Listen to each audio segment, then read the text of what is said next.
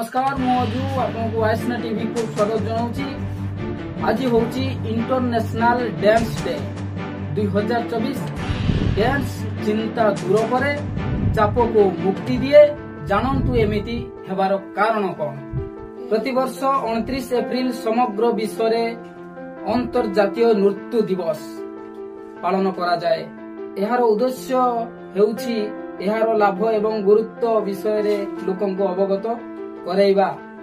जदि आपण मध्य नाच को भल पाती किंबा यार लाभ विषय रे अवगत नुहंती तेबे एही लेखा केवल आपणक पई।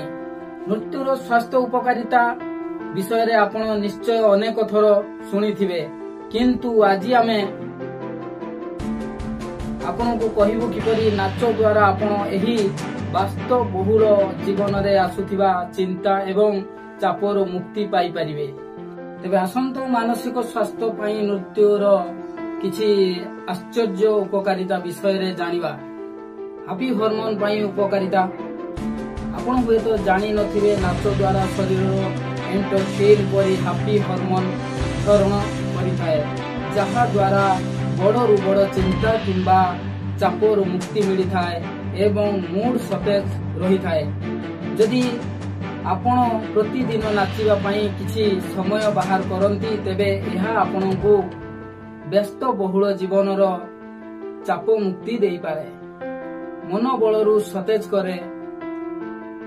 अनेक गवेषणारू जना पड़िछि जे दुख रे थिबा बेले मन को हल्का करिबा पई निज प्रिय गीत रे नाचिबा अत्यंत लाभदायक होई पारे।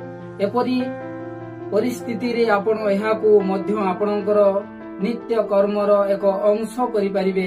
एथि पई कोनोसी बयसर माने नाही, अर्थात प्रत्येक बयस रे मन भरी नचा जाई पारे।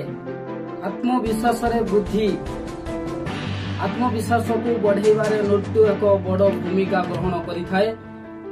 जेतेबेले आपण नाचर कोनोसी नुआ नुआ फॉर्म शिखंती आउ एहाकू प्रदर्शन करिबा परे लोके आपण को प्रशंसा करंती, एहा सुनिबा द्वारा मन मध्य मजबूत हुए एवं खुशी लागे। संपर्क में प्रेम बढ़ी थाए।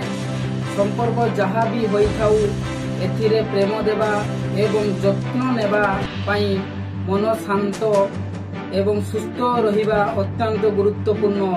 नाचिबा द्वारा जेतेबेले शरीर हैप्पी हार्मोन क्षरण करे, यह केवल शरीर रे शक्ति बढ़ाए नहीं बरं मनर चिड़चिड़ापण को मध्य दूर करिथाए। जने जेतेबेले खुशी थाए लोक माने मध्य तांको सहित समय बितेइबाकू पसंद करंती।